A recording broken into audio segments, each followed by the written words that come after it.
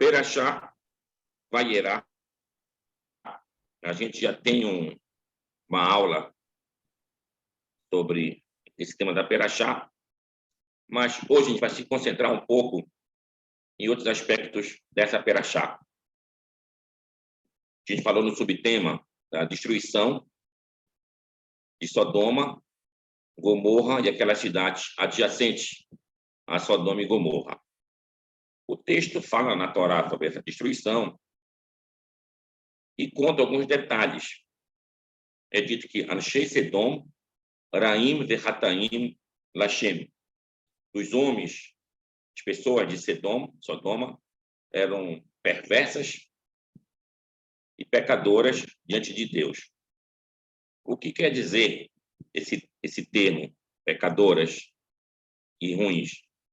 Bom, eles tinham um problema muito grave, que era o problema de receber pessoas de fora e assentar nas suas localidades. Por que eles tinham esse tipo de problema?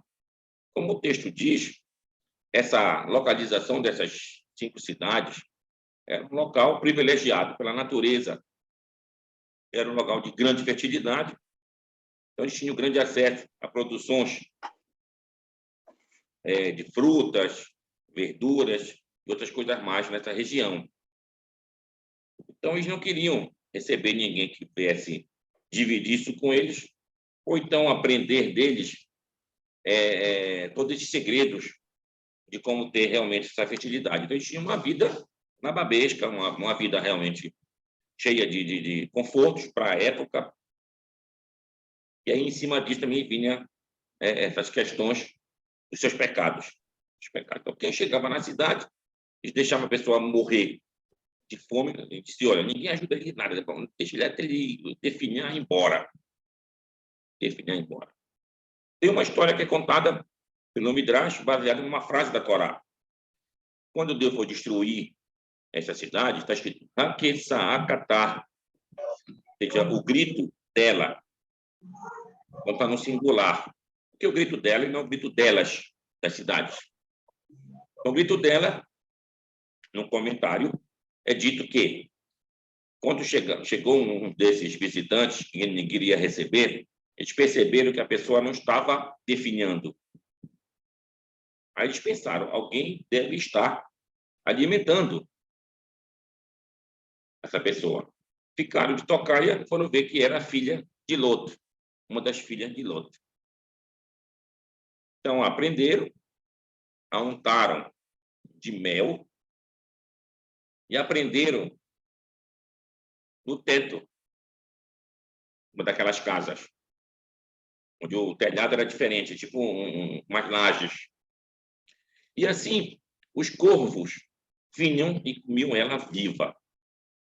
Então, o grito dela, daí a palavra Haketsa'akatar, que foi o pivô para que Deus definisse realmente a destruição de Sodoma, Gomorra, Adumá e Sivoim, essas 4 cidades. Então, daqui a gente vê como foi destruída essa cidade. O texto diz, através de chuva de enxofre. E aqui a gente pode especular o que pode ter acontecido.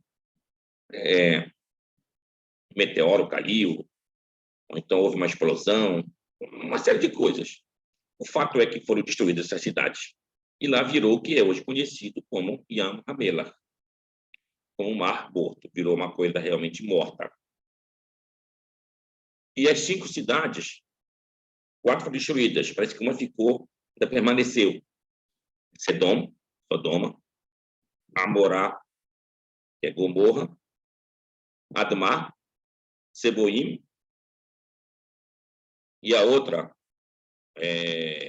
chama de Zeir, uma cidade pequena. Bom, então essas cidades, Sedom, o que é Sedom? Que é a palavra Sedom. Se a gente procurar no Wikipédia, pela internet, dá que é um nome assim, incerto. Mas Sedom, com certeza, deve vir de uma raiz hebraica, como está no Salmo 111. Entre outros salmos e outras citações, tem lá no Salmo 111. Besod Yesharim Ve'edá. Sodom quer dizer algo como a sua congregação, a sua querrilá. Então, Sodoma era o lugar de reunião dessas cidades. O lugar principal era Sedom. Amorá. Amorá tem a ver justamente com Homer. Homer é uma formação, uma construção. Então, lá se fazia construções. Admá. Admá, a palavra quer dizer Adamá, quer dizer a terra, provavelmente a terra de fertilidade. Seboim, da palavra savá. Savá quer dizer também grupos. E a outra era Soar ou Zeir, em aramaico, quer dizer uma coisa pequena. Bom, então essas cidades, elas foram destruídas. A gente está vendo. A pergunta é, os que moravam lá em Sodoma, Gomorra, essas quatro cidades, quais eram esses povos? De onde eles eram? Esses povos eram cananeus. Cananeus. Mas os cananeus isolados. Como é dito, quando Abraão e Lot estavam com uma quantidade enorme dos seus bens, os seus empregados brigavam, eles tiveram que se dividir, se separar. Abraão ficou na terra de Canaã e então Lot tomou o lugar de Kikar Hayarden, esse lugar central do Jordão, lugar fértil. Mas também eram cananeus. A gente vê isso em outras passagens falando desses povos. Só que os cananeus, eles não eram somente um povo somente. Eram formados por vários outros povos. Como dá lá no capítulo 10 de Gênesis, na relação dos cananeus, você vai encontrar vários povos lá. O Emoreu, o Ideu, o Iveu, o Jebuseu, o Girgazeu, todos eram povos conhecidos como povo de Canaã. Esses povos todos moravam nessa região de Canaã. Canaã era de Ram, e Ram era, como a gente sabe, o Egito. Então, isso pertencia ao Egito. Então, esses povos faziam coisas pecaminosas perante o Eterno. E o Eterno, então, teve que trazer essa destruição sobre Sodoma. E isso virou realmente assuntos de várias passagens de outros profetas, numa sequência, de lembrar esses pecados, uma maneira de manter o povo realmente com uma certa retidão para fazer um serviço divino. Fazer um serviço divino. Então, Sodoma e Gomorra foram destruídas. Foram destruídas. Bom, ficou alguma cidade dessas? A palavra, por exemplo, a cidade de Admá. Admá. Bom, a gente não tem muita noção se ficou, mas tem algumas coisas. Por exemplo, quando nós saímos do Egito, atravessamos o Mar Vermelho, passamos 40 anos no deserto do Sinai, depois do deserto do Paran, o deserto de Sin, até chegar no deserto de Moab, região de Moab. Quando a gente foi atravessar lá o Rio Jordão, lá é dito que as águas pararam de fluir perto da de Adão. Então, Adão lembra justamente Admá. Está na mesma região, lá no Rio Jordão. Então, isso fazia parte daquela cidade, provavelmente. Então, provavelmente, como deve ter ficado. Quem não sobrou nada, foi Sedom e Amorá. Elas foram completamente destruídas. Bem, daqui a gente percebe uma situação assim. A Torá, quando relata esses fatos, ela está nos relatando que a justiça divina ela é uma coisa universal. Apesar do texto da Torá ter um público-alvo daqueles que vão ouvir essa mensagem contida no texto, mas a lição é universal. Estou dizendo isso. Geralmente o texto vai dizer mais adiante, fala aos filhos de Israel, diz-lhes, façam isso, ou façam aquilo. As demonstrações que a gente vê no livro de Devarim, conhecido como Sefer Torrechá, a amonestação, a advertência. As advertências dos profetas que vieram uma sequência, todos eles tinham um público-alvo que estava ouvindo. E a pergunta é, e como fica, então, o mundo todo nessa questão aqui? Onde está a universalidade do texto divino? A gente vai perceber aqui. A justiça divina, ela é universal. Então, essas cidades cometendo atos de o que lembram muito o dilúvio. As pessoas não gostavam de outras pessoas. Não se amavam entre si. Aí veio a destruição através do dilúvio. Mesma coisa aqui. Não queriam receber outros seres humanos lá. Tinha uma ojeriza com aquele que vinha de fora. Então, aconteceu o que aconteceu. As cidades foram destruídas. Devemos ter, então, uma capacidade, como é dito na Mishnah, que a gente lê no Sidur. Tem coisas que não têm medida, ou seja, não tem limite para a gente cumprir. Entre elas, Achnasat Orechim, a hospitalidade para com visitantes. Então, isso é uma mitzvah muito grande para todos nós. Outra, a gente vai perceber nessa história dos nossos patriarcas presença de pessoas que as origens não é do povo de Israel. Por exemplo, os amigos de Abraão, Aner, Escol e Mamre, onde Abraão morava. Elonê, Mamre, os carvalhos de Mamre.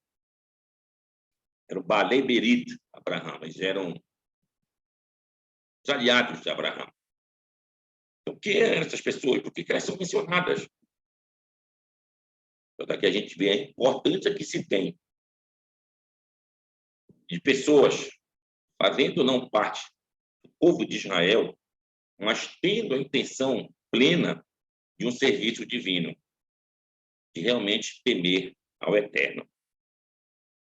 Então, Escol, Aner e Mamre, Balei Berit Abraham, foram naquela luta quando aqueles reis da Mesopotâmia, Kedorlaomer, veio Melech Elam, veio com os outros reis de lá da Mesopotâmia e atacavam esses reis, onde a gente mencionou aqui Sodoma e Gomorra, e eram vassalos, Sodoma e Gomorra tinham que pagar tributos, então eles se revoltaram. Nessa revolta, os reis de lá vieram, dominaram, conquistaram e levaram preso Lot. Abraão reuniu seus aliados e chegou a 318 pessoas. E foram no encalço daqueles reis, através de emboscadas, recuperaram Lot.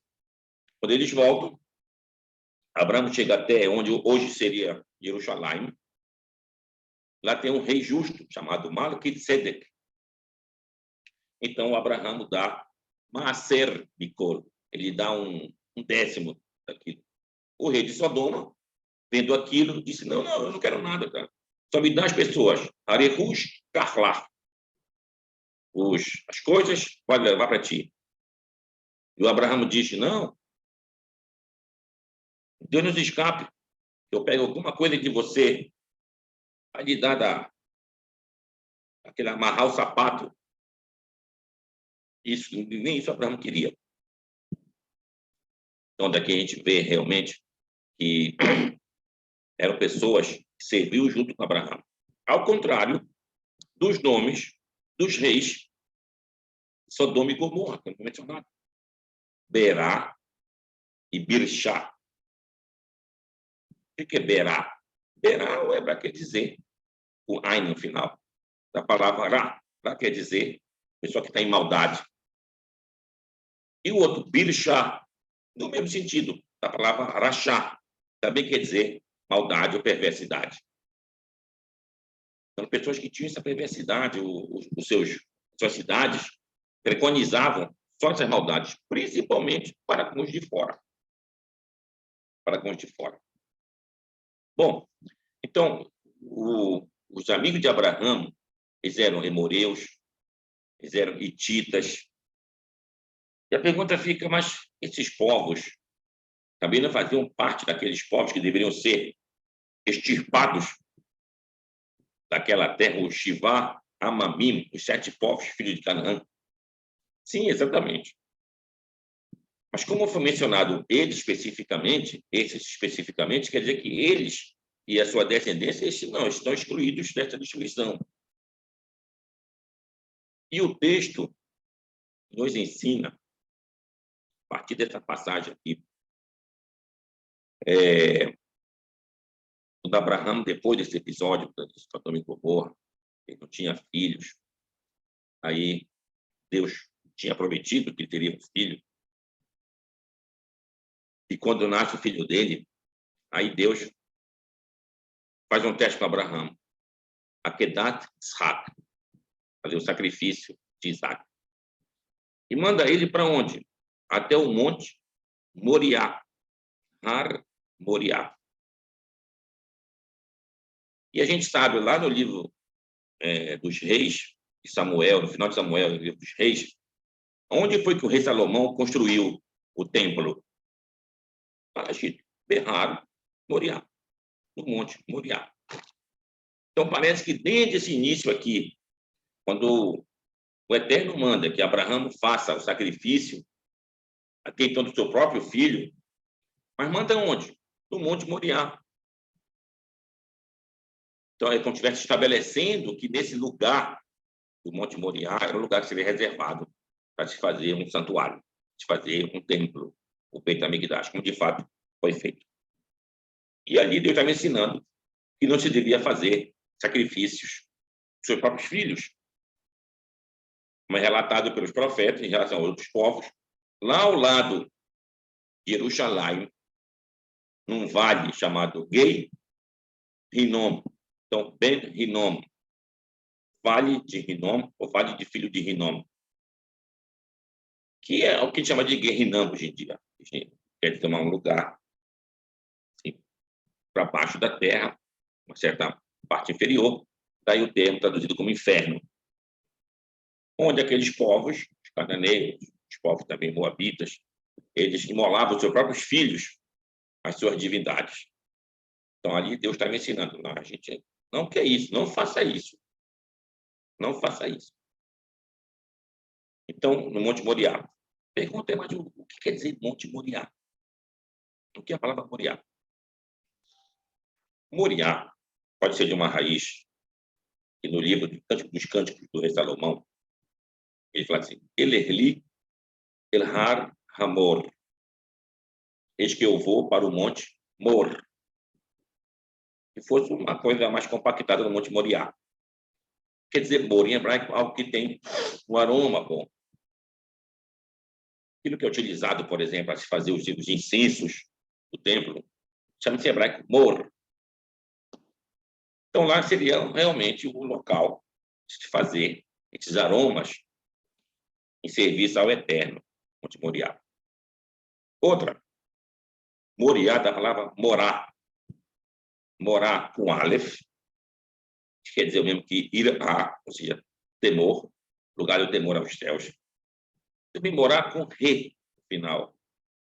É o mesmo que a gente chama de morê para alguém. O que está ensinando é morê. Se for feminino, morar, uma professora. Então é um local onde é ensinado realmente o quê? Torá. Isso que é dito mais adiante. Ki mitzion tetze Torá udvar Hashem Yerushalayim. E de Sione sairá a Torá, e de Jerusalém a palavra do Eterno. Então, ali é como se fosse realmente o foco principal, o centro para essa distribuição do conhecimento do Eterno. Então, ali Moriá. Tá, mas por que lá? Por que lá? Quando aqui a gente vai ver, então, aqui a recompensa que o Eterno faz para cada pessoa que tem uma atitude de integridade, de idoneidade, de honestidade para com o Eterno. Por exemplo, aqui, esses aliados de Abraão, eles eram emoreus, ou então Iteus, ou seja, hititas. Dizem que a palavra Moriá, segundo outro comentário rabínico do Rashbam era o neto de Irashi. Então, Moriá vem da palavra Emori, tirando o Aleph do começo, como acontece com outras palavras. Aqui está vendo uma recompensa para esses aliados de Abraão, ou esses aliados ao serviço do Eterno, e na terra deles teria feito um serviço divino. Então, por isso que é dito lá em Ezequiel, em relação a Jerusalém, teu pai era Emoreu e tua mãe era hitita. Então, isso aqui não é para denegrir a imagem, muito pelo contrário. Isso aqui para dar mais méritos a essa decisão de fazer um serviço divino. Então, o serviço divino, ele não é um serviço que deve ficar só com um povo. A gente sabe que no decorrer da história há uma certa, entre aspas, acusação ao judaísmo por uma certa particularidade da religião judaica, vamos dizer assim, pela falta de uma certa universalidade. Então, a gente está vendo que isso não é tão verdadeiro. Isso não é tão verdadeiro. Existe, sim, de fato, essa preocupação com toda a humanidade, mas não há aquela obrigatoriedade de forçar outros a fazer o mesmo ritual que nós fazemos. Diferentemente do cristianismo, do islamismo, de outras religiões que pregam este tipo de situação, não, eu tenho que convencer aquela outra pessoa lá a saber a verdade, a ter que seguir também meus passos, ela não recebeu no seu coração a mensagem. Aí, põe força aquela pessoa a se converter. E assim fizeram isso no decorrer da história, converteram milhões de povos que tinham sua própria cultura a fazer esse tipo de adoção de outra cultura. Isso foi um suicídio cultural em muitos povos. Então, como fica isso em relação ao judaísmo? Ela também preconiza que devemos fazer isso com os outros. E vai dizer, olha, larga a tua avodazará, larga a tua idolatria, vem fazer um serviço verdadeiro ao Eterno. Então, essa aqui é a diferença básica do judaísmo. Ele é universalista no sentido que a mensagem é para todos, mas nós devemos, cada um, fazer o recebimento dessa mensagem não por coação, e sim por persuasão. Então, ela reconhece que a verdade está aqui, então eu quero seguir esses passos. Se ela não reconhece, deixa ela. Ela vai chegar no momento dela. Talvez não chegue, sabe? Não tem problema. Então, foi isso que Deus fez. Desde a criação do mundo, Deus deixou as duas árvores no jardim do Éden. Árvore do conhecimento do bem e do mal, eu vou chamar de árvore da morte. E deixou a árvore da vida. Só proibiu que nós comêssemos da árvore da morte. Mas a gente foi induzido, a gente foi instigado, a gente foi levado a comer essa árvore da morte. Então, comemos. Depois que Deus faz, Deus esconde a árvore da vida e deixa os querubim tomando conta dela, para que ninguém se aproximasse. Por esse motivo, quando a gente recebe a Torá no Monte Sinai e vamos guardar a Torá, o que tem em cima, na tampa da Arca Sagrada? Os dois querubim. Os 2 querubins representavam aqueles querubins lá de Gênesis, que eram os guardiões dessa árvore da vida. Então, isso é dito várias vezes no livro dos Provérbios de Salomão. Uma palavra dita na hora certa. Isso é Etzraim. Isso é uma árvore da vida. Então, o que dá vida? O que dignifica, vivifica verdadeiramente um ser? É aquele que tem o coração voltado ao eterno. Então, é isso que é diferente. Então, nós temos que fazer a guarda disso daqui. Mas uma guarda verdadeira. Porque o pior perigo de inimigos não é o inimigo de longe. Por exemplo, rei Davi. Davi combateu vários povos, foi um grande militar na sua época, um rei guerreiro e de grandes vitórias. Mas o maior sofrimento dele estava em casa. Quando Absalão fez a revolta contra a tristeza do rei Davi foi enorme. Isso acontece conosco também. Quando a gente se depara com uma outra religião, diferente da nossa, mas que não tem conceitos e nem história igual a nossa, uma história diferente. Eu posso não concordar, mas temos respeito devido. Agora, quando é uma religião e quer tomar as tuas fontes, que quer absorver aquilo que tu ensina, para ensinar diferentemente, vai ser muito complicado. Vai ser muito complicado. Isso acontece basicamente com esses ramos mais conhecidos do judaísmo. O cristianismo, por um lado, o islamismo, do outro, com as suas várias vertentes. Todos eles se dizem basear no nosso livro-fonte. Nosso livro-fonte. E interpretam como querem interpretar. Então, esses são os maiores perigos para o povo de Israel. Imaginem vocês, quando no começo do século XX, começou aquelas levas de judeus retornando para a terra de Israel, através do sionismo. A pergunta é a seguinte: um judeu que fosse budista, de crença, ele poderia voltar para a terra de Israel? Ele era um judeu que deveria voltar para a terra de Israel? Acho que não. Assim como os outros.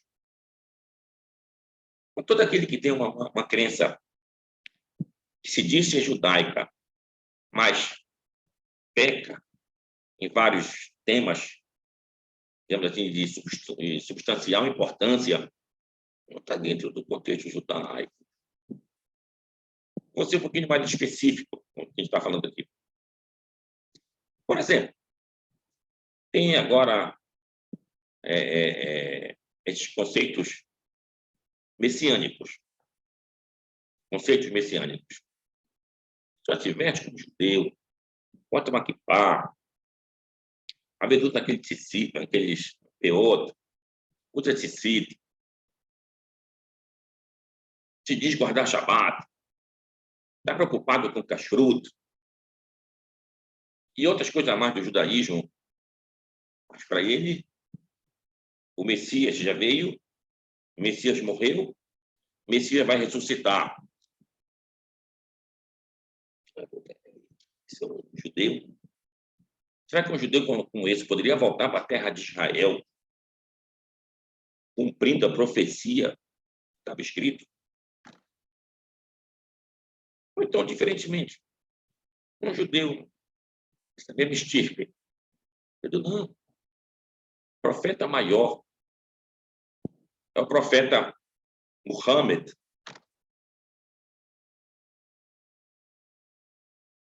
Esse é o judeu que pode voltar para a terra de Israel. Então, Deus, quando nos colocou numa uma diáspora, um exílio. Imaginem vocês o perigo que nós passamos, não só do ponto de vista físico, de perseguições daqui e dali, mas principalmente o perigo conceitual, cultural da Torá verdadeira. Como é que isso ficaria?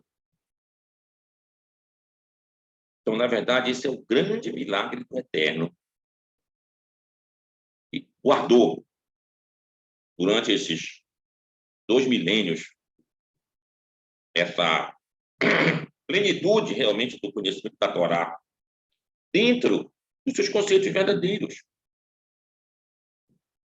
A guerra de Hanukkah, que é a próxima festividade que a gente vai ter daqui a pouco, ela representa exatamente isso. Não era o perigo físico, era o perigo de você pegar a Torá e dizer, não, mas não quer dizer isso, não quer dizer aquilo, e trazer milhões de informações dentro da própria Torá. Então, foi o que os sábios disseram.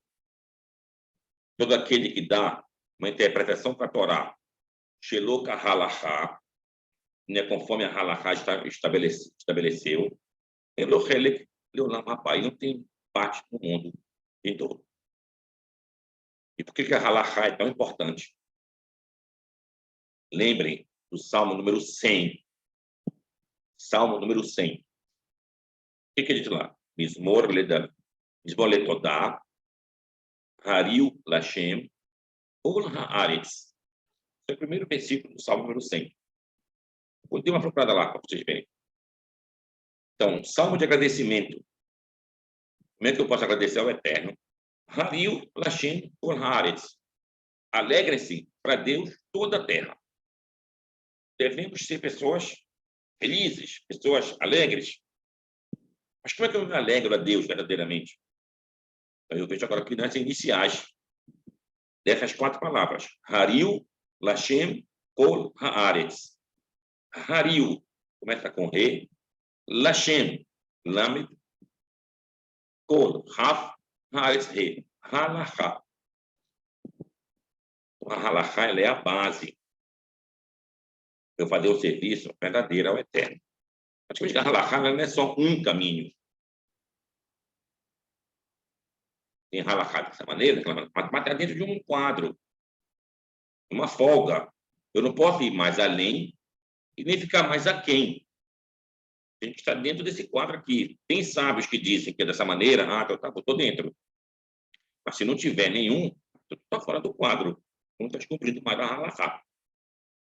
Então, essa aqui é a base. Então, a Torá ela foi guardada muitos 1000 anos, que ela serve realmente de base para uma crença verdadeira. Para uma crença verdadeira de como fazer o serviço ao Eterno. Então, para a gente tentar entender, Abraão, os seus amigos, esses povos todos, qualquer um pode fazer parte. Basta ter uma compreensão verdadeira de servir ao Eterno. Eu quero servir ao Eterno, como é chamado em hebraico, Hashem Elohei Israel, o Eterno Deus de Israel. Por que eu devo mencionar Deus de Israel? Porque a palavra Israel, que foi um outro nome que Jacob recebeu, vem da palavra Israel. Israel.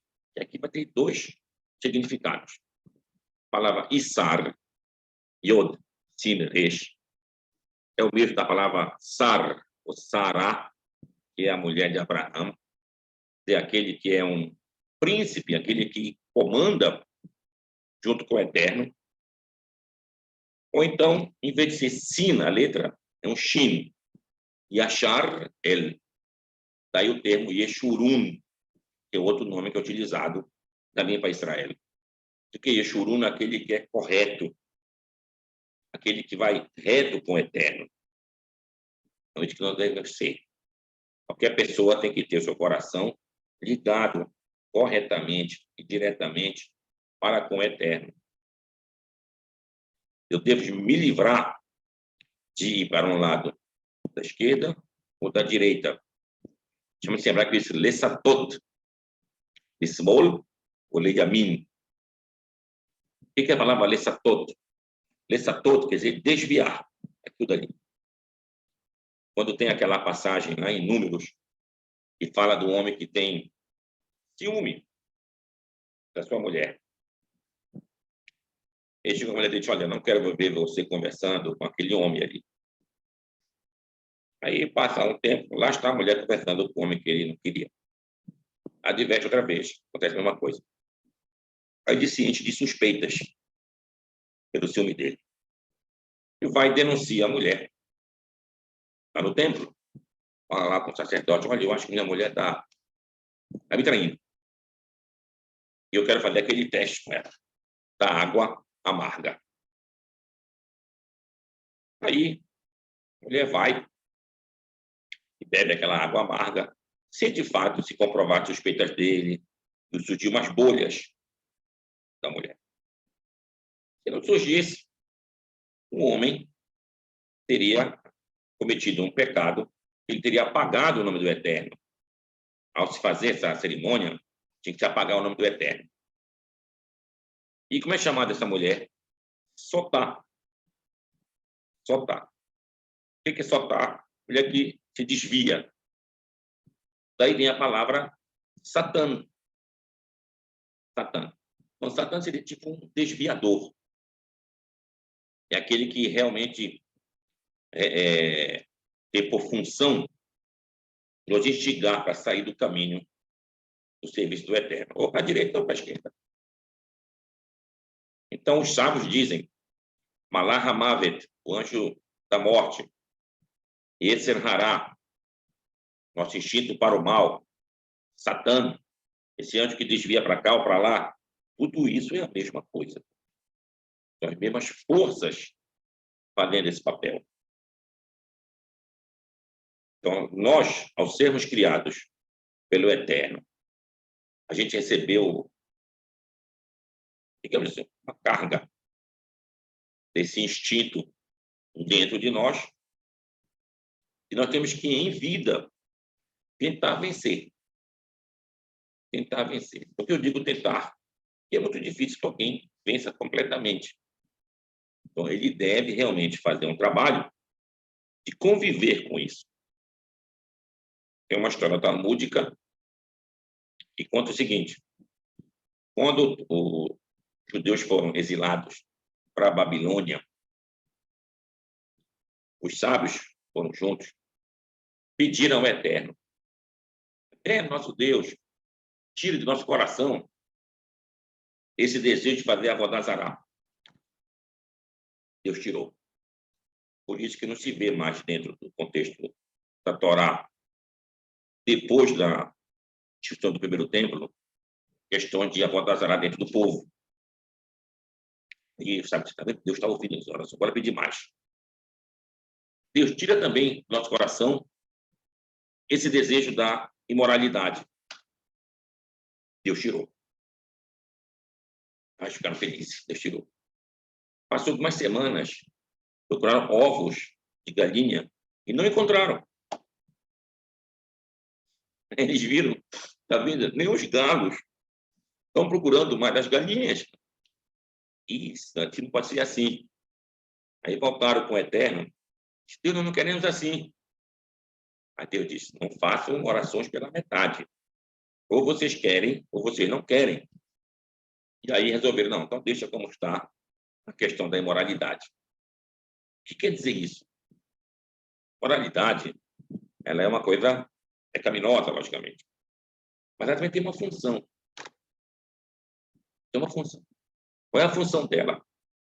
Ora, qual é o motivo que uma mulher procura um homem? Imoralidade. Pelo contrário, o motivo que um homem procura uma mulher? Moralidade. Então, se eu não tenho uma imoralidade, entre aspas, logicamente, com a minha mulher, como é que eu vou ter filhos? Então, é positivo. Então, é positivo. Tá, mas a partir daí, eu tenho que tomar cuidado, não ter moralidade com outras mulheres. E a mulher com outros homens. Então, essa é a questão aqui de equilíbrio. Isso que é a base do nosso mundo. A gente tem que ter um equilíbrio para fazer um serviço perfeito ao Eterno. Daí a palavra Yeshurun, ser reto, ser correto com o Eterno. E às vezes isso não é tão fácil. Daí que é dito que Deus criou o Yetzer Hará e criou um Tavlin. Tavlin, em hebraico, é um tempero. Olha bem, um tempero para tu temperar somente o Yetzer Hará.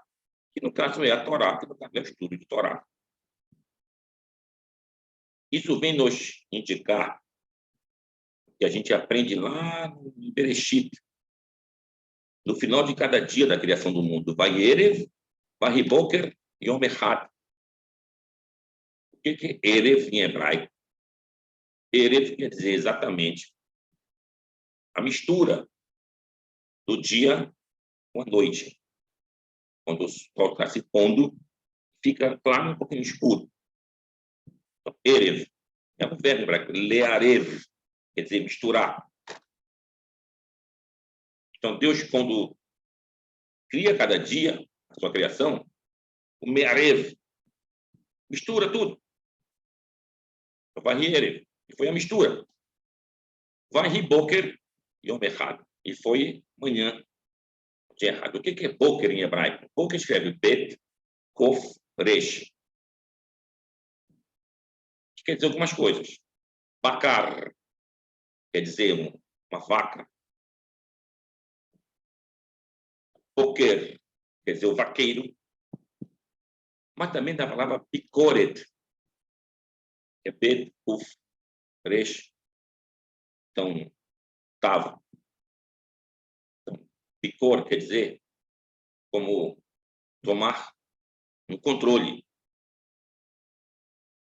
Então, voltando ao nosso texto lá, Vayerev Vahiboker, e fez a mistura, depois controlou, depois dosou, fez uma dosagem.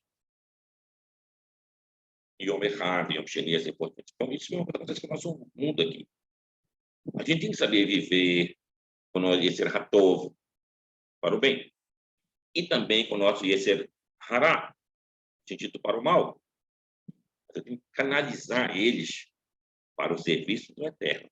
Botar naquele caminhar ao serviço do Eterno. Daí o termo Hashem, Elohei Israel, o Eterno Deus de Israel. É nesse sentido aqui de fazer um serviço buscando a perfeição. Por que eu chamei buscando a perfeição e não uma perfeição total? Porque nós somos, acabamos de falar aqui, feitos também de instinto para o mal, que, de uma certa maneira, não deixam de chegar nessa perfeição. Isso lembra da mesma maneira daquela 10ª praga do Egito, que foi a morte dos primogênitos. Deus fala para Moshe, Bahatsi Halaila, à meia-noite, iria acontecer a morte do primogênito. Quando Moshe fala para o faraó, ele não usa essa mesma expressão. Ele diz, Kahatsot Halaila. Em vez de Bahatsi, de Bet, tá? Um Kaf, Kahatsot Halaila. A diferença qual é? O que Deus fala para Moshe, ele diz, à meia-noite, exatamente meia-noite. E o Moshe diz para o faraó, mais ou menos à meia-noite. Kahatsot Halaila. E o Moshe falou isso. Estava dizendo aqui que nós não temos a capacidade humana de saber exatamente quando é aquela hora certa. Seu motivo. Outro, se ele falasse à meia-noite exatamente, pudesse ser que no relógio lá do farol, ele visse meia-noite e 1, tá vendo? Você está mentindo, não aconteceu nada. Iria desdenhar do próprio Criador. Então, para nós não temos como chegar nessa perfeição. Mas o que divide uma pessoa justa de uma pessoa injusta. Do ponto de vista, assim, claro, tem coisas que são claras, mas onde chega aquele ponto que divide uma coisa da outra? Ora, se o justo, como é dito nos Provérbios de Salomão, En Sadik, Asher Yasetov, Velo Yechetá, não há justo que faça sempre o bem e nunca cometa um pecado. Então, se o justo ele comete pecados, esse comete pecados, qual é a diferença? A diferença está que o justo busca sempre fazer o certo, já o outro não. Então, esse buscar, esse que é a diferença, uma pessoa justa. Compete a nós. Devemos sempre estar buscando o melhor para o serviço do Eterno. Então, quem foi justo na Torá, por exemplo? A pessoa mais justa na Torá, que tem o nome de Sadik, Noah Ish Sadik. Noah, um homem justo na sua geração, Bedorotav. E diz que a palavra Bedorotav seria uma continuação, diminuindo um pouco o Noah, já que ele foi justo na sua geração. Se fosse em outras gerações, talvez ele não fosse tão justo. Mas isso também não muda nada. Lot era justo aonde? Em Sodoma e Gomorra. O Lot era justo. Então, depende do momento que está vivendo, a gente ser considerado como uma pessoa realmente justa. Se o mundo for feito só de justos, a gente tem que aumentar a nossa busca. Tem uma outra história no Talmud, assim, em relação a falar a verdade. É uma história talmúdica. Tinha um lugar chamado Costa. Costa no sentido de verdade. A palavra está em aramaico. Costa. Então, Queixoto. E lá só se falava a verdade. Nesse lugar só se falava a verdade. Chegou uma pessoa de fora. Foi morar lá. E foi informado que eu não devia mentir. Tudo bem. Um dia foram visitá-lo. E perguntaram sobre a mulher dele. Uma pergunta de ele com vergonha de dizer que a mulher estava, digamos, banhando-se. Essa mulher não está. Aí passou um dia, morreu alguém daquela cidade lá. Quem está mentindo? Há uma relação na história da mentira com causas da morte. Quem está mentindo? Aí foi pesquisar, foi ver. Não, que tu não pode mentir, cara. Então, a gente tem a ideia que devemos ter sempre essa preocupação de buscar a perfeição. Então, esse é o diferencial da pessoa justa, aquela que procura a perfeição. Então, ao fazer um serviço, você divino, digamos, na época do templo, eu tinha que levar os meus sacrifícios ou de expiações por um ato voluntário de erro que eu fiz, ou por um ato involuntário de um erro que eu fiz. Tinha os sacrifícios obrigatórios lá no templo, e tinha aquele outro que eu estava feliz. E, pela minha felicidade, queria fazer um sacrifício de agradecimento, ou um sacrifício de louvor ao Eterno. Eu ia até o templo, levava lá sacrifício, falava com o sacerdote fazia a degola do animal. Depois, quando fosse fosse ingerir o sacrifício, se fosse esse de que estava bem, comeria eu junto com o sacerdote também. Então, eu usufruir da presença do sacerdote lá no templo. Se fosse sacrifício de expiação, só o sacerdote comia. Aquele que estava fazendo sacrifício não comeria. E se fosse sacrifício obrigatório, Nem o sacerdote também comia. Ele era consumido completamente no altar, Bamisber. Depois que o templo foi destruído, como fala o profeta Roshea, Uno Shalemar, Farim, Sefateno. Aí vão completar esses sacrifícios os nossos lábios, nossa língua. Então, agora a oração faz esse papel dos sacrifícios que eram ofertados no templo. Então, hoje nós fazemos Bate Knesset, nas nossas sinagogas, como chamado em grego. E nós, judeus hispano-portugueses, judeus do Marrocos, principalmente, chamamos uma palavra que está em hebraico, que é utilizada pelo livro Zohar. Zohar. Chama de Esnoga. Então, Esnoga, para ser mais exato. Ela é utilizada no livro de Zohar, que se remonta à visão do profeta Ezequiel, capítulo 1 e 2. Você vai encontrar essas duas palavras lá. Es quer dizer fogo, Noga quer dizer tipo relâmpagos, aqueles brilhos.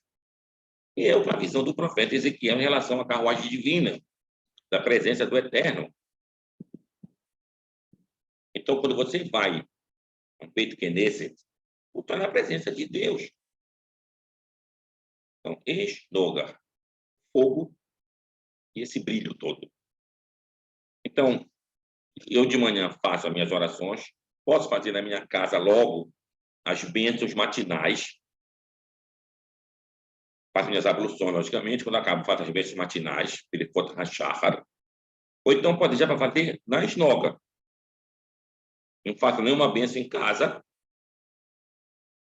vou para a esnoga, lá eu começo a tefilar, dizendo todas as berachot. Digo as berachot, aí vou iniciar leituras dos korbanot, são os sacrifícios. Depois entro no Zemirot, leituras dos salmos, que é a intenção de me elevar espiritualmente. Depois vou ler o Shema Israel, junto com as suas bênçãos, com as suas berachot. 2 bênçãos antes do Shema. Se for de manhã, antes do Shacharit, outra bênção, uma outra bênção depois do Shema. E aí vou entrar na Amidá. Me dá uma oração silenciosa, que eu faço diretamente ao Eterno, sem intermediário. Ou seja, nem o condutor da oração, o Shaliach Tzibur, ou o Hazano, ele não vai fazer. Cada um faz o seu. Eu faço o meu também, está fazendo dele lá. Numa época que alguns não sabiam beldar, vocês não sabiam fazer oração, então, quando chegava acabava a me dar, Shaliach Tzibur, o Hazano, repetia, ou então repete, a Amidá, se chama de Hazará, para servir aqueles que não sabem rezar. E assim aqui a gente ficaria ouvindo, e quando ele dizia o nome do Eterno, falava Baruch Shemo. Quando acaba a bênção, ele diz Amém. Então, chama-se Amidá. Amidá é uma oração que eu faço em pé, com os pés juntos, como se fossem anjos. E faço 4 flexões perante o Eterno.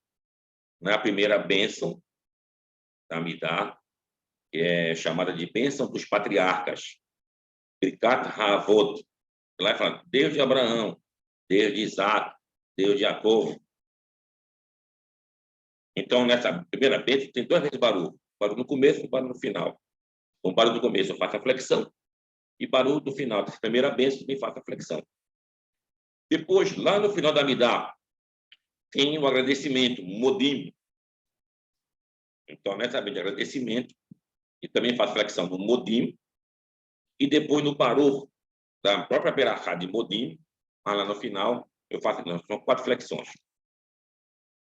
Aí dou 3 passos para trás, indicando uma despedida, como se fosse, da presença do Eterno. Então, voltando, quando eu começo com 3 passos para frente, se aproximando do Eterno. E quando eu termino, 3 passos para trás, indicando essa despedida do Eterno. Então, essa é a Amidá. Então, essa é, de fato, a tefilá a oração. Então, tu tens Amidá de manhã, tens Amidá de tarde, tens Amidá à noite, o arbítrio. Por que fazemos 3 vezes? Lembrando que o profeta Daniel fazia suas orações 3 vezes ao dia. É dito que Abraão instituiu, ou seja, costumava rezar de manhã, o Isaac rezava de tarde, e o Jacob começou a rezar à noite. E essas orações vêm, de uma certa maneira, substituir os sacrifícios. Mas os sacrifícios, existem 2 sacrifícios obrigatórios, um de manhã e um de tarde, porque eu faço à noite. Que aquela parte do sacrifício da tarde, que não era ingerido durante a tarde, não podia ser ingerido à noite. Por esse mesmo motivo também, nós não temos a obrigação de fazer a repetição da Amidá à noite. Eu só faço a repetição da Amidá de manhã, Shacharit, e de tarde, na Minchá. No arbítrio, você não faz. Você não faz. Bem, aqui tem uma pequena diferença.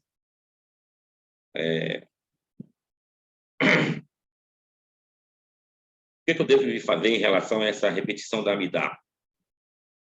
Bom, para a repetição da Amidá, é importante que tenha um Kahal, com mais de 10 pessoas na sinagoga, e que essas pessoas tenham consciência de não conversar durante a repetição da Amidá, e possam, de fato, responder para o Baruch Shemor ao ouvir o nome do Eterno. E Amém, no final de cada bênção. São 18 bênçãos. E hoje em dia são 19 bênçãos cada Amidá. Que se assim não acontecer, essa repetição da Amidá pode ser que eu faça bênçãos em vão. E aí vou transgredir o 3º mandamento. Eu não posso alçar o nome do Eterno em vão.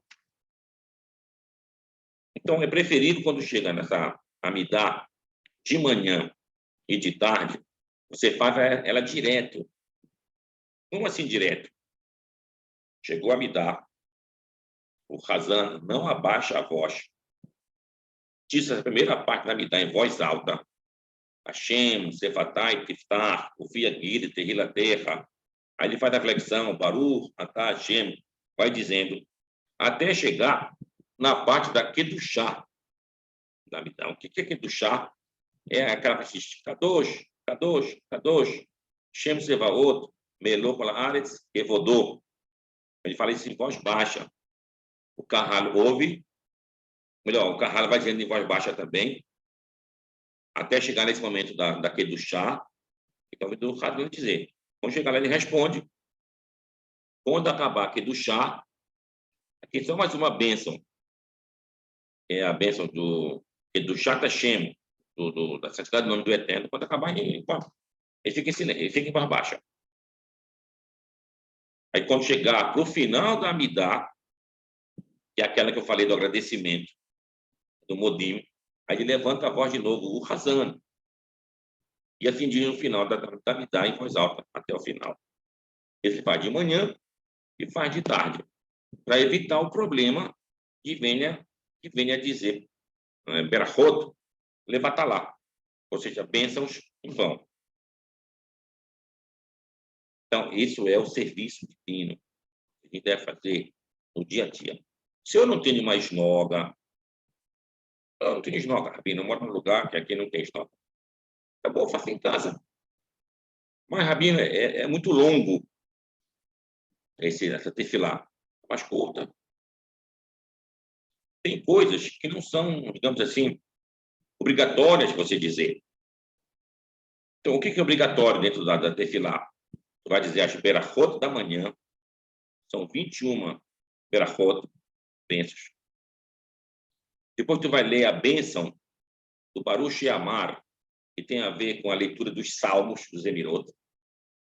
Aí tu lê um dos salmos, geralmente é o Salmo 145, que se começa com a palavra Ashrei, Yoshebei, Beterra, Ode, Haleluya, Sela. Lê esse salmo. Quando acabar, tu vai dizer a bênção final dos Emirot. dos Salmos, que é o Estabar Shemha.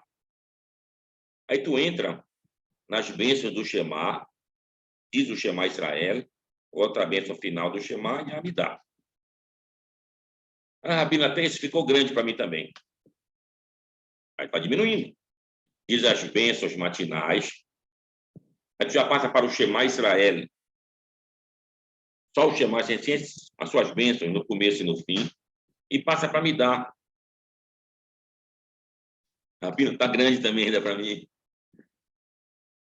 A lei te dá possibilidades de você não esquecer o serviço divino. Então, digamos que tu não possa fazer nem as bênçãos matinais. Tá bom? Tu faz a ablução, diz a bênção da ablução, que é a Netilat Yadayim. Quando acabar, tu faz o Shema Israel, aquela frase, Shema Israel, Adonai Eloheinu, Adonai Echad, Shema, que vamos ver em voz baixa. E aí tu faz uma oração própria. Agradece alguma coisa, pede alguma coisa, isso está no papel da vida. Então, esse é o mínimo que você pode fazer no seu dia a dia. Então, esse é o serviço divino que a gente deve fazer realmente aqui, para se conectar diariamente com o Eterno. Bem, eu vou deixar abertas nossas perguntas sobre o nosso tema de hoje. Por favor, fiquem à vontade. Rabino, é só uma colocação. Eu fiquei feliz hoje porque o senhor falou sobre Monte Moriá, né? E falou também a questão da palavra amor, né? Eu estava vendo aqui no Pitum Aketoret, aquela parte lá, o mor, ela é a quinta especiaria, né? E eu Isso, não bem sabia. lembrado, Mozinho. E eu fiquei muito feliz, eu não sabia, eu tinha uma curiosidade e matei.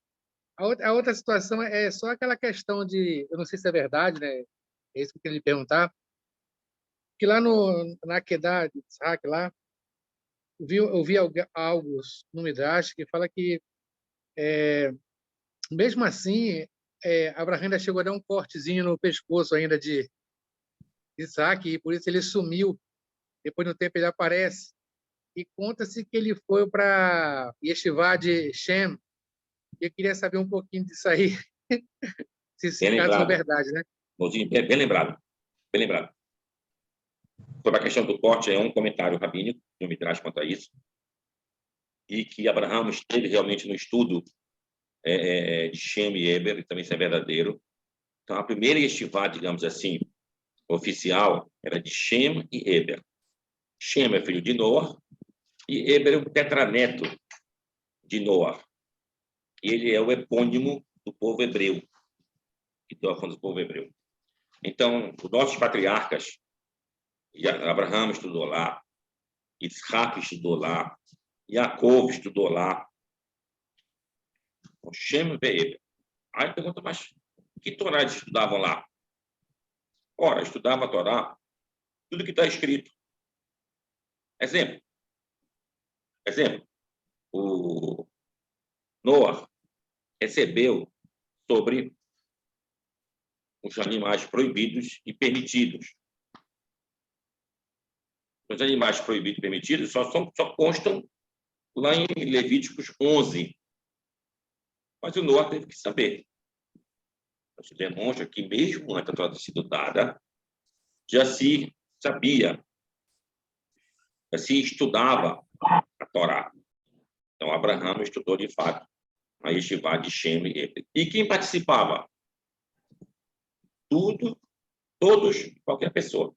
Todo aquele que tem o coração, eu digo, voltado ao serviço divino. Chama-se hebraico Yerê Shamayim. Ou então, Yerê Hashem, ele que é temente ao Eterno. Então, essa é a nossa busca. Vamos fazer com todo aquele que queira, de fato, servir ao Eterno, ele tenha a possibilidade de estudar uma yeshivá de Shem e Eber, para fazer o serviço a Deus. Então, Mozinho, bem lembrado. E Malkitzedek, ele era o próprio Shem? Pois é, Malkitzedek seria o próprio Shem. De onde se tira isso? Malkitzedek, Melech Shalem. Melech Shalem. O que é Melech Shalem? Rei de Shalem.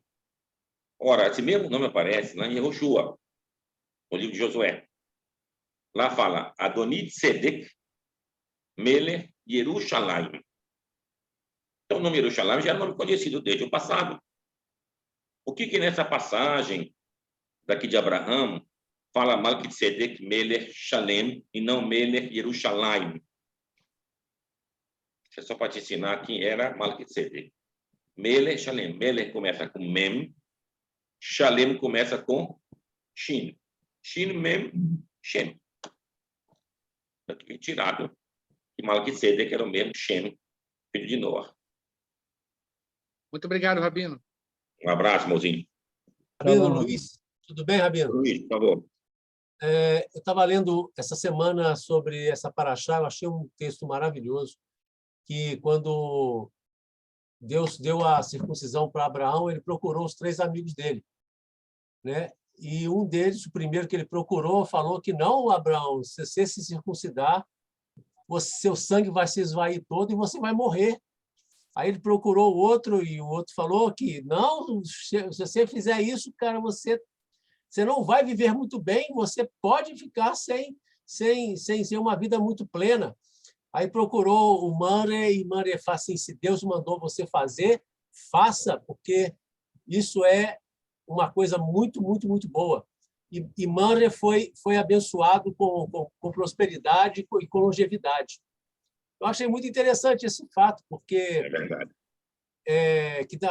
o próprio Talmud fala, né, que aquele que, acho que está até no Sidur, né, aquele que te aconselhar para o bem, que você seja abençoado e que viva em prosperidade. Aquele que te abençoar para o mal, que as coisas se voltem para o mal para aquela pessoa que abençoou o mal, o povo de Israel. Então, assim, tem um fundamento muito, muito peculiar sobre isso aí, né, Rabino? Demonstra que todos nós Shalom, Rabino. temos pessoas ao nosso redor e a gente deve realmente perceber aqueles que estão nos apoiando para fazer um serviço divino. E, conforme for a nossa meta, as bênçãos vêm para nós e para isso. Assim como a gente pode ajudar outros também a cumprirem, as bênçãos que vêm para eles também é extensivo a nós. Parou, Luiz. Shalom, Rabino. Rabino, Oi, agora sou eu. diga à vontade. Eu tenho duas dúvidas aqui. Uma é sobre o nome, né? Israel. Israel é o nome de uma pessoa que foi mudada. Então, a partir da geração dele, né? E se tornou uma nação. E Israel seria aquele que lutou com Deus, um conceito de Deus? Sim, pois é. Bem lembrado o que estás falando. Olha, o Jacob teve uma luta com um anjo. Uma visão profética, logicamente. E nessa luta com o anjo, ele vence, digamos assim, essa luta. Aí o anjo disse, o teu nome será mudado de Jacob para Israel. E depois, em seguida, o nome de Jacob é mudado para Israel. Então, Israel, a palavra Isar, Yod, Sin, Resh, é de uma raiz verbal, que quer dizer vencer, podemos traduzir assim, ou então podemos dizer aquele que comanda. Então, comanda com Deus, Israel. Isso é uma raiz. Outra, essa palavra Yod, Sin, Resh, em vez de Sin, do Leshin, que é a mesma letra, só muda aquele ponto de um lado da direita ou da esquerda, então dá a palavra Yashar. Yashar quer dizer aquele que é o correto. Daí o outro termo que é utilizado para Israel no próprio texto de Yeshurun. Yeshurun é um nome mais usado geralmente em poesias da Torá, mas se refere também a Israel. E é da mesma raiz. Yod, Shin, Resh. Isso quer dizer aquele que é o correto, aquele que vai direto ao eterno. Então, outra dúvida é sobre o justo, né? A pessoa justa. É aquela que foi justificada pelo Eterno, pela escolha do povo de Israel? Exatamente. O justo é aquele que foi justo. O justo é uma pessoa que ele tem a escolha dentro da vida dele. Pode fazer assim, uma coisa perversamente, ou uma coisa correta. Ele vai ter o discernimento de fazer uma coisa correta. E isso, no comportamento dele, está servindo de lição para outros. Então, esse é o justo. Por exemplo, a gente já falou aqui umas vezes do próprio Adão Arishon, Adão, o primeiro homem. Foi uma pessoa justa? Sim, uma pessoa justa. Ah, mas ele não cometeu pecado? Sim, ele cometeu pecado. Mas ele fez a techuvá? Ah, ele fez techuvá. Então, o justo, como a gente diz, não é aquele que não peca nunca.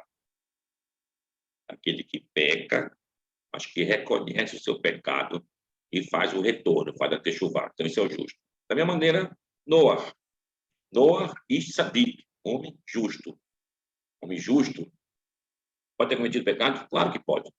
Mas teve a intenção, não, vou fazer o serviço ao Eterno.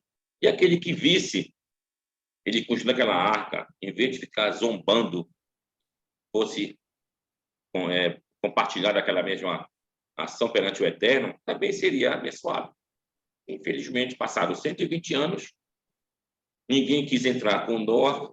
Quando veio o dilúvio, quiseram entrar, a porta fechou. Shalom, Rabino. Shalom. Obrigada. Nada.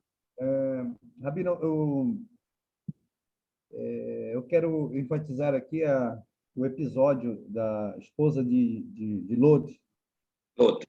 certo? Lot. Edith, né, o nome dela? Era o nome dela, né? A questão é o seguinte. A Torá fala que, entrando no mérito da Torá, ela diz que ela se transformou em uma estátua de sal. Veja só. Eu estava observando aqui o Midrash, né? Que segundo o Midrash fala que ela saiu porta fora e falou para a vizinhança que os malachim, que tinha visitante na casa, certo? Que tinha visitante na casa e Sedom não gostava, não era muito bem-vindo visitantes. Visitantes. Então, é o seguinte, e na saída ela foi, ao olhar para trás, como a Torá relata, e se transformou numa estátua. Só que eu andei observando uma coisa, que o sal parece que ele tem um simbolismo, né? Tem um simbolismo que pode ser da preservação incorruptível ou de pureza. E, por outro lado, também ela tem um lado negativo, que é de força, da impureza, a impureza moral e a impureza de sabedoria, a falta de sabedoria. Qual é o verdadeiro sentido? Qual é o verdadeiro sentido de toda desse fato de ela ter se transformado? Isso podemos dizer, um sentido figurativo ou realmente é concreto o que aconteceu na Torá? Tudo bem. Marcos, olha bem, a tua pergunta ela engloba o que a gente chama de camadas de entendimento da Torá. Tu já deve ter ouvido falar do Pardes. Uhum. Pardes quer dizer, em outras palavras, do paraíso. Mas o Pardes é entendido, como é que eu devo interpretar ou entender a Torá? Então, eu vou partindo de camadas de entendimentos. O primeiro entendimento dela, a Torá, chama-se Peshat. Peshat quer dizer aquilo que está escrito, literalmente. Então, o texto me fala que ela virou, digamos, uma estátua de sal. Então, eu devo entender como estátua de sal, seu Peshat. Só que não termina aí. Do Peshat, eu passo para o Remes. Remes quer dizer uma coisa que está aludindo a uma outra coisa. Que alusão eu aprendo da história da estátua de sal? A estátua de sal. O que é o sal no hebraico? O sal no hebraico é belar. Belar. O que representa belar? Ora, belar representa o número 78. Ó, Mem é 40, o Lamed é 30 e o Het é 8. Certo? Mela. E o que é Mela? Essa palavra 68 me indica a palavra lechem. Lechem é pão. Por esse motivo, quando eu como pão, eu melo pão aonde? No sal. No sal.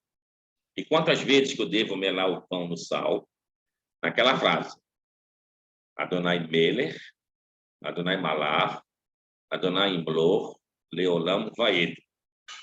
Quantas vezes aparece aqui o nome do Eterno nessa frase? 3 vezes. Quanto vale o nome do Eterno? Em números. 26. 26 vezes 3 dá quanto? 78.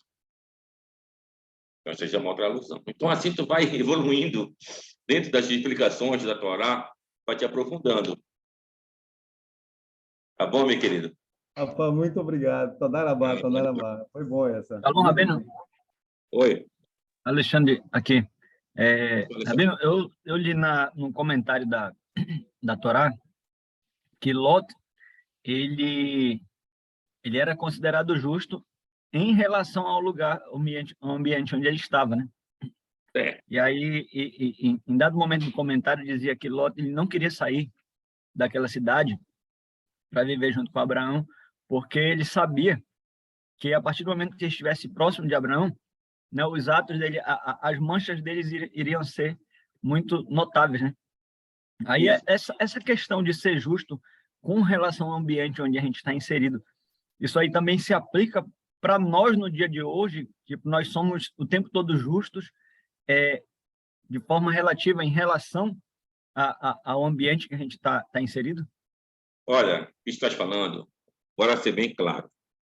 Digamos que a gente viva em Israel. Vou dar um exemplo. E a gente vive num lugar chamado Efrata. Efrata é uma cidade que fica perto de Beit-Lehem. Beit-Lehem é de Belém. Então, Efrata é a parte, digamos, judaica da cidade. Então, as pessoas que moram lá são pessoas, geralmente, religiosas. Então, para eu ser uma pessoa justa lá, eu tenho que ter um nível alto. Agora, eu moro, não sei, moro aqui no Brasil. Moro no Rio de Janeiro. Então, um exemplo. Perto, não sei, do morro. Então, o nível de justiça ali é baixo. Então, se eu for um pouquinho justo lá, vai aparecer muito mais. Era o caso de Lot. Suas filhas. E moravam onde? No pior lugar na terra de Sodoma, Gomorra. Então, eles eram justos naquele lugar lá. Aquilo que o Abraão, quando tabula uma conversa com Deus, se tiver lá 40 justos, não vou destruir. Se tiver 30, também não destruo. Se tiver 20, não destruo. Se tiver 10, não destruo. Não tinha nem 10. Só tinha Lot e a família dele, porque tiveram que sair de lá. E nem os genros, assim dito no traje de Lot, saíram. Debocharam. Então, de fato, essa questão de justiça, às vezes, depende do ambiente que a gente vive. Rabino, Uma última pergunta. Queria que o senhor só repetisse novamente com relação a tefilá, o mínimo que o indivíduo ele pode fazer, por exemplo, na falta de tempo, né? Olha, tudo dentro da Torá, tu tens que eu vou chamar de máximo e mínimo. Alguns exemplos. A tefilá, o máximo, diz toda ela. Desde o começo, lá, tu não pula nada, vai de 11 da manhã, diz os korbanot, zemirot, Beracota do Shema, diz Amidá, depois vem Tahanun, depois vem Ashrei, o Baletzion, aí vem depois o Salmo do Dia, depois vem Enkeloqueno, de novo, Pito Maquetor, tu repete, depois vem a Lena Xavier, tá bom. 1h30 de desfilar, ou então dependendo do ritmo de leitura, 2 horas. Tá, mas tem um mínimo. O mínimo é tu acordar de manhã, faz as abluções, aí diz a bênção da ablução, que é a Nitilat Yadayim. Daí tu fala, Shema Israel, Adonai Eloheinu, Adonai Echad. E aquela frase em voz baixa. Eu vou ver. A partir daí, tu faz uma oração pessoal. Agradece a Deus. Deus, muito obrigado por tudo. Então, pede quem para pedir. Isso é a tua me dá. Então, essa é o mínimo que tu pode fazer por dia. Da mesma maneira acontece com o Bricata Amazônico. Tem o Bricata Amazônico grande. Geralmente, o Bricata Amazônico Faradi, do Marrocos, é tido como um dos maiores Bricata Amazônicos. E tem o menor, vai diminuindo. Chega numa frase de 10 palavras. Isso consta do Ben Israel. Ben Israel é um grande rabino, final do século XIX, início do século XX, nasceu no Iraque, tudo mais. Ele escreve, fala uma frase que também consta do próprio Talmud. Beri Rahamaná Mare Malka Terrai Pitá. Beri Rahamaná Desan Kolá. Pronto. Então, se vocês quiserem, depois eu posso passar no grupo como se diz essas tefilotes menores. Tá bom? Obrigado, Rabino. Rabino. Ou não? Eu gostaria, assim, que o senhor passasse essas bênçãos. E, assim, antes de eu me perceber como Benoa, eu tive uma breve passagem, né, pelo judaísmo messiânico, e encantado, né, com toda a indumentária, eu acabei adquirindo um talit de Israel, muito bonito. Mas aí, então, eu entendi que o talit ele só pode ser usado por judeus, né? E no caso, para eu recitar essas bênçãos aqui, como Bnei Noah, ainda que de forma resumida, dentro aqui da minha casa, na minha privacidade, seria ofensivo eu usar o talit? Se, no caso, eu não posso, o que eu deveria fazer com ele? Entendi a sua pergunta. Olha, sua pergunta ela vai ser uma pergunta mais ampla, da seguinte maneira. Eu sou um Benoa. Como Benoa, eu posso cumprir alguns outros mandamentos, fora os 7 mandamentos do Bnei Noah? Essa é uma pergunta. A sua resposta ela está no Rambam, Halachot Melachim, lá no capítulo 10 ou 11. Lá diz assim, lá o Rambam, ele escreve, ele separa entre Nochri seria o estrangeiro, digamos assim, mas seria o idólatra. E o outro que é Benoa. Então, Benoa é aquele que já aceitou sobre si o jugo do Eterno, ele quer, de fato, servir o Eterno. Ele é obrigado a cumprir os 7 mandamentos. Mas, se ele quiser cumprir outros mandamentos para que sirvam de méritos para ele pode cumprir. Então, logicamente, que vieram outros sábios que vieram depois disseram, não, mas ele não pode cumprir isso, não pode cumprir aquilo. Tá, mas aqui tu vai ficar entre o Rambam e os outros sábios, tu vai seguir quem? Mais peso, o Rambam. Então, a ideia majoritária, digamos assim, Benoa pode cumprir todos os mandamentos da Torá. Isso é uma coisa. Agora, sobre o talit. Benoa. Eu quero cumprir a mitzvah do talit. Como é que eu faço em relação às berachot? Bom, em relação às berachot, vou mudar um pouco o foco do Benoa para tu entender onde eu quero chegar. Eu, como judeu, digamos assim, tenho que ir na mikve. Mikve é aquele banho ritual.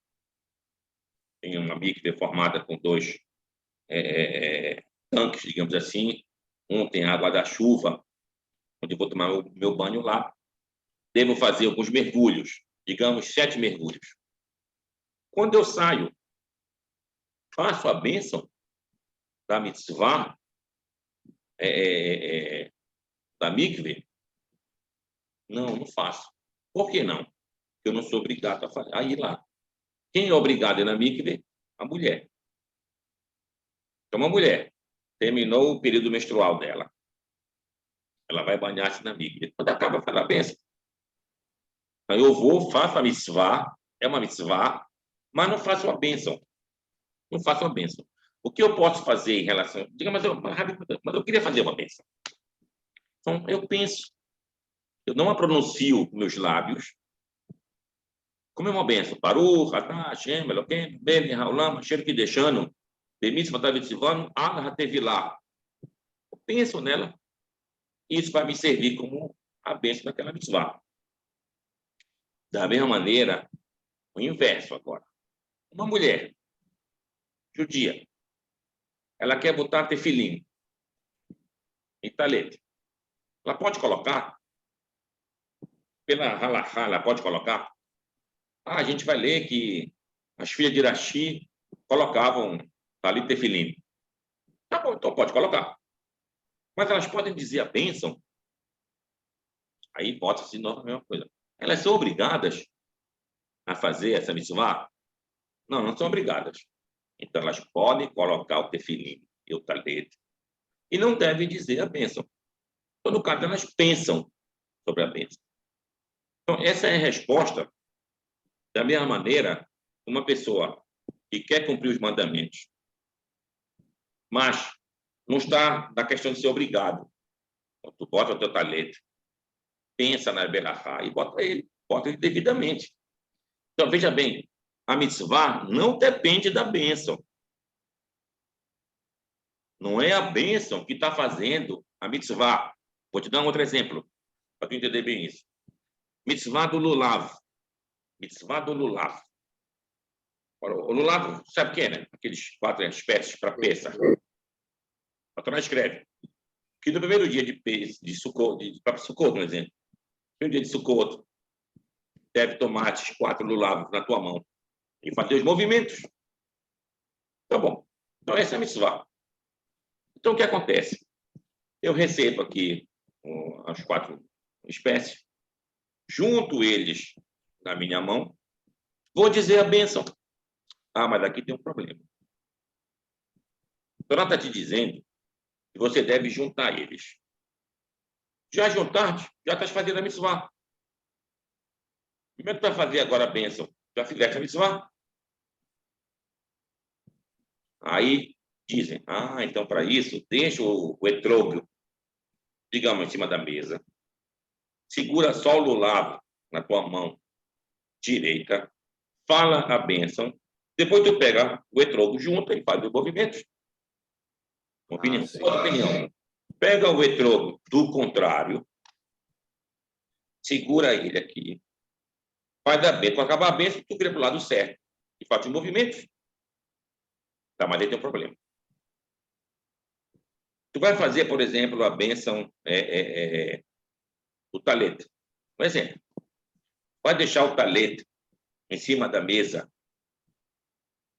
fazer a bênção, depois tu pega ele para botar na tua cabeça? Ou então tu vai segurar o talete do contrário, fazer a bênção, depois tu vira ele do lado certo para tu botar na tua cabeça? Não, cara. Então, isso chama-se em hebraico lekichá tamá. O segurar simplesmente. Quando tu vai fazer uma bênção de alguma coisa, tem que segurar aquele objetivo da bênção. Por exemplo, a bênção do pão. Segura o pão e faz a bênção do pão. Só que na mitzvah do lulav, o segurar já é a mitzvah. Quando tu está entendendo, olha só. Então, a mitzvah não depende da berachá. No caso específico aqui do lulav, nós, judeus do Marrocos, não todos, a gente generaliza, mas tem opinião diferente. E tem o que diz no próprio Tur Shulchan Aruch, Hagra, o Gaon de Vilna também concorda justamente com isso. Você segura o lulav e o etrogo junto, da maneira correta, e pensa, só vou cumprir a mitzvah devidamente depois que eu fizer a berachá e os mandamentos. É só essa a intenção. Então, o que faz a mitzvah é o ato da mitzvah. A bênção é mais um acréscimo. Então, por que eu estou te dizendo isso? Porque existe um problema de a gente pronunciar o nome do Eterno em vão, que é o 3º mandamento da Torá. Então, a questão das bênçãos, as bênçãos de uma faca de dois gumes, como se diz. Se eu fizer certo a bênção, é uma mitzvah para mim. Mas se eu fiz a bênção errada, estou cometendo uma transgressão. Vou te dar um outro exemplo. A bênção antes de dormir. Tem agora o Shemai, Al-Hamitah, antes de dormir? Tem. Então, ela tem a bênção do sono. Baruch, Hamapil, Revlei, Shená. Então, a bênção do sono. A bênção do sono, qual é a situação de uma bênção? Tu faz a bênção, em seguida o ato da bênção. Então, eu digo a bênção do sono, devo dormir em seguida. Tá? Mas é automático assim? Todo mundo que for fazer uma bênção do sono vai dormir em seguida? Não vai dormir, fica conversando aqui. Então, a bênção pode ser em vão. Então, para evitar esse problema de tu fazer uma bênção em vão, tu faz uma bênção sem mencionar o nome do Eterno. Baruch atah Hashem, Elokeinu melech haolam, tu pula essa frase, atah Hashem, fala Baruch, Hamapil, Revlei, Shená, e assim tu evita o problema. Então, o que eu aconselho, baseado no que a gente está falando aqui, tu vais fazer a bênção do talento, estás sentindo o quê? Tu vais transgredir algo? Então, ou tu pensa somente na tua cabeça, ou tu fala Baruch, Hashem, que deixando, Bemit, Matavesivano, Eita, Tef, Betissi. Então, não cometeste pecado algum e estás fazendo uma mitzvah muito grande de colocar o teu talento. Amém. Agora, tem outra. Se você estiver... tá bom, Rabino, eu sou Benoa, mas eu pretendo ir mais adiante. Eu quero me tornar um Yehudi, estou estudando para tal, e 1 ano, 2 anos, 3 anos, 5 anos, não importa. Quero fazer uma conversa. Se você está numa situação de futura conversão, então vai te acostumando a fazer as mitzvot. Aí, nesse caso, o aprendizado é igual a uma criança. Ela está aprendendo, ela já pode dizer aquela bênção, ela está aprendendo, mesmo sendo liberada de dizer aquela bênção. Bom, são Entendi. muitas dicas. Mas deu para entender? Deu para entender, deu para entender. Muito obrigado. Um grande abraço.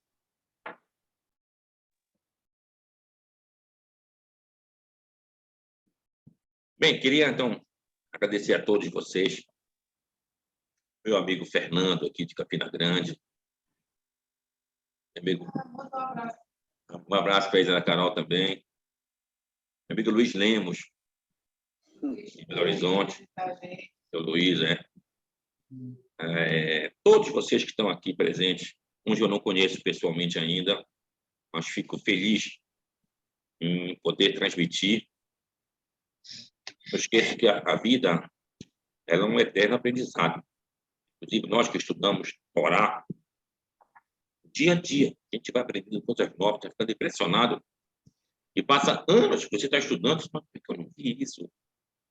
Então, essa aqui é a vantagem do estudo de Torá, uma coisa abrangente, uma coisa, de fato, empolgante, e dá uma alegria no coração fazer o serviço divino.